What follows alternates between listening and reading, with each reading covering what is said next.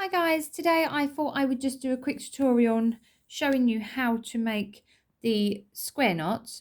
I do find it easier with two colours when trying to teach this knot so that you can actually see where the threads are going. I do find it quite difficult when everything is the same colour. So here we go. What we're going to do is we're going to take our right cord, our red one, and we're going to make a loop going across the two middle ones. Okay, and then with your orange thread, you're going to just place it down like that, and you're going to threadle under what I call my cross, and you're going to come up over to the other side, and then we're going to pull it, both cords, and you're going to pull it really, really tight up to the top. Okay, that's the first part of your knot.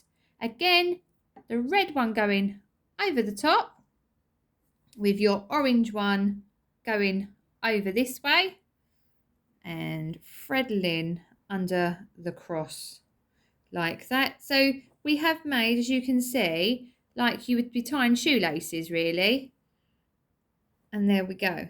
So again, we're going to go over the top of our two threads, and our orange one will go over the T, over our cross.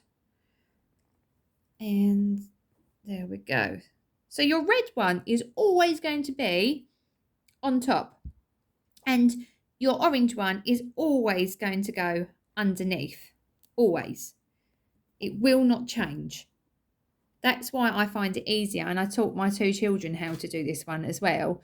That's why I find it easier that we use two different colours when showing you how to make the knot. So here we go. I will obviously put up a tutorial on how to make this bangle, because I will show you one over here. They look really, really good. And there's like two sides to it.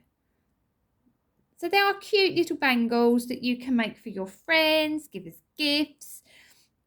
So once again, okay, so red one again going on top, orange one popping underneath, and we're going to pull that really super tight.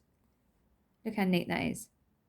Excellent. I hope this tutorial has helped you in performing the square knot, and leave your comments below. Thank you. Bye.